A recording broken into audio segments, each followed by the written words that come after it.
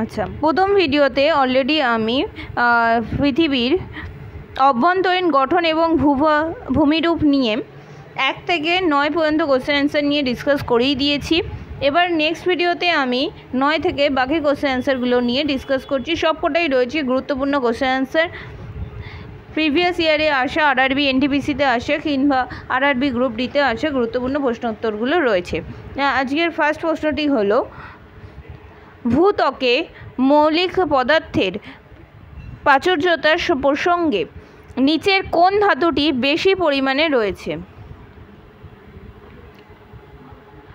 Titanium, barium, aluminium না manganese? সঠিক উত্তরটি হলো অ্যালুমিনিয়াম। ভূত্বকে মৌলিক পদার্থের প্রাচুর্যতা সম্পর্কে অ্যালুমিনিয়ামের ধাতুটি বেশি পরিমাণে রয়েছে। অ্যালুমিনিয়াম ধাতুটি বেশি পরিমাণে রয়েছে। ওজনের দিক থেকে ভূত্বকে অক্সিজেন প্রায় কত শতাংশ রয়েছে? 36.6% না 16.6% না 19.6% না 46.6%? সঠিক উত্তরটি হলো অপশান ডি, 46.6%। ওজনের দিক থেকে ভূত্বকে অক্সিজেন প্রায় রয়েছে 46.6%। নেক্সট কোশ্চেন, ভূত্বকে দ্বিতীয় প্রাচুর্যতম মৌলটি হলো কোনটি? অ্যালুমিনিয়াম, সিলিকন, লোহা না অক্সিজেন? সঠিক উত্তরটি হলো অপশন বি, সিলিকন। ভূত্বকের দ্বিতীয় প্রাচুর্যতম মৌলটি হলো সিলিকন। নেক্সট কোশ্চেন, পৃথিবীর কোন অংশে হচ্ছে ম্যাগমার মূল উৎস? ভিতরের ভূত্বক, বাইরের ভূত্বক, কোর বা কেন্দ্র এবং তার সাথে রয়েছে মেন্টাল। ম্যাগমার মূল উৎসটি হলো মেন্টাল। পৃথিবীর মেন্টাল অংশটি হলো ম্যাগমার মূল উৎস। ম্যাগমা হচ্ছে একটি গলিত এবং অর্ধদ্রবে গলিত কিছু শিলার মিশ্রণ, যাকে পৃথিবী পৃষ্ঠের নিচেই দেখা যাচ্ছে এবং পৃথিবীর গঠন পার্থক্য বৈশিষ্ট্যযুক্ত 3টি প্রধান অঞ্চলে বিভক্ত রয়েছে। এর কিছুক্ষণ আগেই ডিসকাস করছিলাম যে ফার্স্টে রয়েছে ভূত্বক, তারপর রয়েছে ভূত্বক মানে যাকে ইংরেজিতে বলে কাস্ট, মেন্টাল, নেক্সট রয়েছে কোর অঞ্চল। কোরের মধ্যে রয়েছে inter core, outer core, inner core এবং আউটার কোর। মেন্টাল তাহলে আবার বলে দিই, ভূত্বক বা ক্রাস্ট কী নিয়ে তৈরি রয়েছে? সিলিকন এবং অ্যালুমিনিয়াম নিয়ে, সিলিকা এবং অ্যালুমিনিয়াম নিয়ে। মেন্টাল হচ্ছে সিলিকা এবং ম্যাগনেসিয়াম নিয়ে, এবং কোর অঞ্চল রয়েছে ও ইনার এবং আউটার কোর দুটোই তৈরি হচ্ছে এফি মানে লোহা এবং নিকেল নিয়ে তৈরি হয়। কোরের অপর নাম হলো নিফ।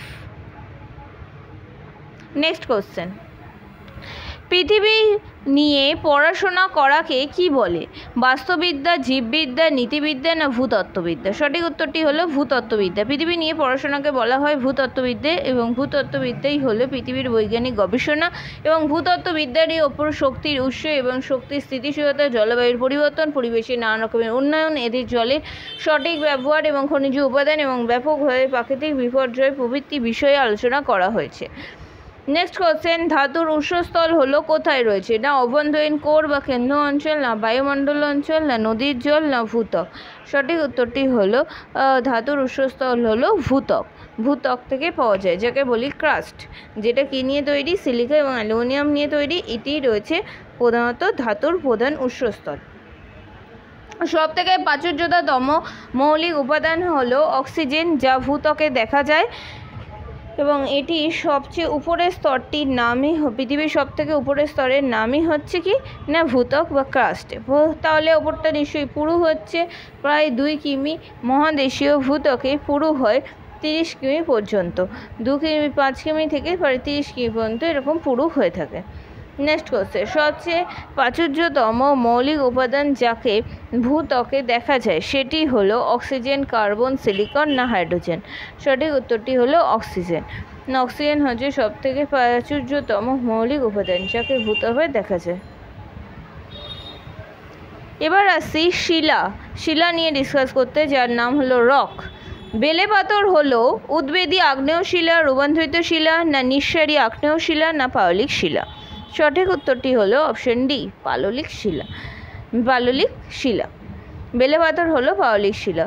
সমুদ্র, হ্রদ এবং নদীর তলদেশে ক্ষয়প্রাপ্ত পলি স্তরে স্তরে সঞ্চিত হয়েছে শিলার সৃষ্টি হয়, তাকে বলে পাললিক শিলা। এটা আগে থেকে আমরা জানতাম। পাললিক শিলাস্তরেই হচ্ছে সব থেকে বেশি জীবাশ্ম দেখা যায়। কেন না, পাললিক শিলাস্তর তো হচ্ছে নরম মাটিতে পলিগুলো পরপর জমা হতে হতে সেখানেই তো শিলা তৈরি হয়। তার মানে নরম কর্দমাক্ত মাটি থাকে সেটা, আর তার মধ্যে যদি কোনো উদ্ভিদ বা প্রাণীর কোনো দেহর ধ্বংসাবশেষ যদি পড়ে থাকে, সেটাও কি হয়, আবার মাটির মধ্যে জমা হতে হতে সেটাও তার নিচে চাপা পড়ে যায় এবং ভূগর্ভস্থ চাপ এবং তাপের মাধ্যমে সেটাও পরবর্তীকালে জীবাশ্মে পরিণত হয়। যেমন রয়েছে কিছু পাললিক শিলার উদাহরণ হচ্ছে বেলে পাথর, চুনাপাথর এবং কাদা পাথর। বেলে পাথর, চুনাপাথর এবং কাদা পাথর হলো এবং সেল। বেলে পাথর, চুনাপাথর, কাদা পাথর এবং সেলগুলি হচ্ছে এই পাললিক শিলার উদাহরণ।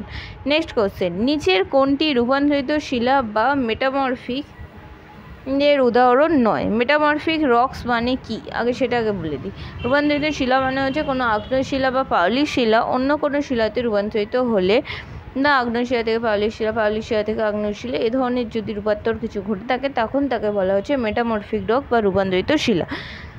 এবার বলি উদাহরণ নয় কোনটি হবে? নিস, মার্বেল, কোয়ার্টজ না লাইমস্টোন? সঠিক উত্তরটি হলো লাইমস্টোন। বাকিগুলো রয়েছে একটা থেকে আরেকটা চেঞ্জ হয়, নিস হয়, মার্বেল হয়, কোয়ার্টজাইট হচ্ছে, সবকটাই হলো রূপান্তরিত শিলা, কিন্তু এক নয়, সেটা হচ্ছে লাইমস্টোন পাওয়া যায় হচ্ছে পাললিক শিলার উদাহরণ। লাইমস্টোন বা চুনাপাথর যাকে বলে, লাইমস্টোন মানে চুনাপাথর, যা হলো পাললিক শিলার উদাহরণ। নেক্সট কোশ্চেন, মাধ্যাকর্ষণ ব্যাপিত বা প্রত্যক্ষ প্রভাবে মাধ্যাকর্ষণের ফলে কি দেখা যাচ্ছে না, শিলা মাটি পর্বত হতে ঠিক নিচেই আসবে, এ কী হবে? ঠিক নিচে নেমে এলে, শিলা এবং মৃত্তিকা পর্বত হতে নিচে নেমে আসাকে কি বলে? দাব্যতা বলে, না ব্যাপক অপচয় বলে, না সয়েল ক্রিপ বলে, না জলবাহী ক্রিয়া বলে? সঠিক উত্তরটি হলো অপশান বি, ব্যাপক অপচয় বলে। না মাধ্যাকর্ষণের প্রত্যক্ষ প্রভাবে শিলা এবং মৃত্তিকার পর্বত হতে নিচে নেমে আসাকে বলে ব্যাপক অপচয়। ব্যাপক অপচয়ের অর্থ হলো ব্যাপক আলোড়ন হচ্ছে, এবং ব্যাপক আলোড়ন মানেই রয়েছে শিখা এবং মৃত্তিকা দুটি অভিকর্ষের টানের ফলে পর্বত হতে নিচে নামার ঢালকে বলানো হয়। পর্বত থেকে নিচের দিকে যত নামবে, কেন না নিচের দিকে টানছে বলে পর্বত থেকে নিচের দিকে নামবে, আর যে ঢালটা ব্যাপক অপচয়ের উদাহরণ রয়েছে তা সেটা হলো রক ফলস, স্লাইম ফলস এবং ডেমরিস। আজ এই পর্যন্তই রইল ভিডিওটি। নেক্সট ভিডিওতে বাকিগুলো নিয়ে ডিসকাস করব। Good bye everyone.